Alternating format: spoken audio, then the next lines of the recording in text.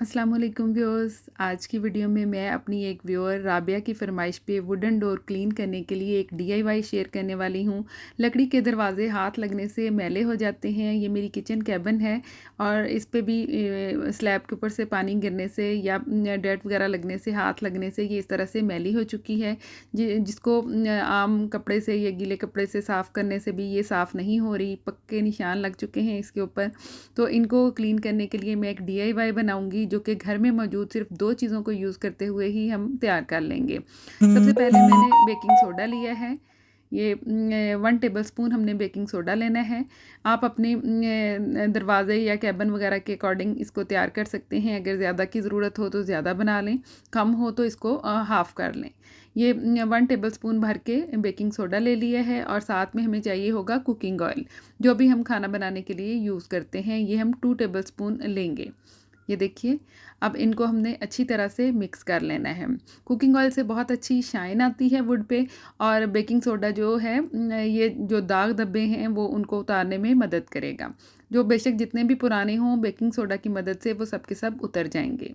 अच्छी तरह से मिक्स करने से ये पतला सा इस तरह का पेस्ट बन जाएगा। अब ये पेस्ट मैंने लिया है और साथ में मैंने एक ब्रश लिया है। आप किसी कपड़े की मदद से भी अप्लाई कर सकते हैं, लेकिन ब्रश का ये फ़ायदा है कि इससे ये रब आसानी से हो जाएगा और जो दाग हैं वो आसानी से उतर जाएंगे। ये देखिए, पहले इसको जस्ट अप्लाई करना है। अप्लाई करके हमने इसको 5 से 10 मिनट के लिए छोड़ देना है इस तरह से। ये रब भी होता जा रहा है ब्रश की मदद से और अप्लाई भी हो गया है। अब आप कोई नरम कपड़ा ले लें या टिश्यू पेपर ले लें। किचन टॉवल की मदद से मैं इसको हल्के हल्के रब कर रही हूँ। ये देखिए इस तरह से। और ये आप देख सकते हैं जितनी भी इस पे मैल कुचैल थी सारी की सारी उतर गई है। इसी तरह इसके बाकी के पार्ट्स भी मैं साइडों से भी क्लीन कर लूँगी। जहाँ जहाँ और डर्ट लगी हुई है सारी की सारी इस तरह से साफ़ हो जाएगी। ये जिन दरवाज़ों पे पेंट हो चुका हो उन पे भी आप यही अप्लाई कर सकते हैं। विदाउट पेंट वुड पे भी आप इसको यूज़ कर सकते हैं और विद पेंट भी शाइन भी ख़राब नहीं होगी और पेंट भी इनका ख़राब नहीं होगा।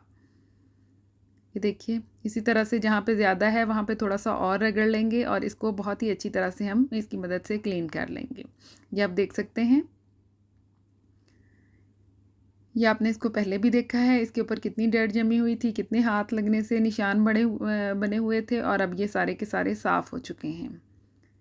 अब इसी तरह से दूसरी कैबिन्स जो हम खोलने की वजह से हाथ और फिंगरप्रिंट्स जिन पे आ जाते हैं उन पे भी इसी तरह से अप्लाई कर सकते हैं। आप अपने काउंटर टेबल्स या जो भी वुड के बने हुए हों उनको इस तरह से आप क्लीन कर सकते हैं। यहाँ भी मैं इसके ऊपर अप्लाई कर रही हूँ। ख़ास तौर पर हैंडल्स के इर्द गिर्द की जगहों पे हाथ लगने से ज़्यादा निशान बन जाते हैं और मैल सी जम जाती है।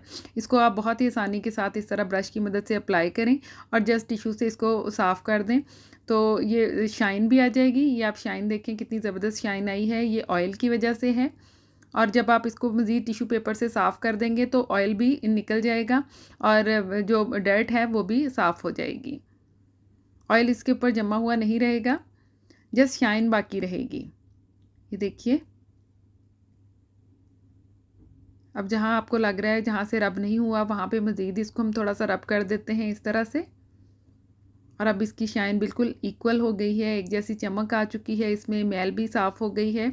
जस्ट हमने घर में मौजूद 2 इंग्रेडिएंट को यूज़ किया है और महंगे क्लीनर की बजाय हमने खुद ही डीआईवाई तैयार कर लिया है।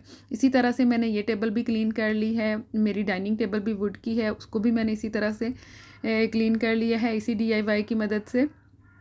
तो आप भी इस वीडियो को ज़रूर लाइक कीजिएगा और इसको ट्राई भी कीजिएगा। अल्लाह हाफ़िज़।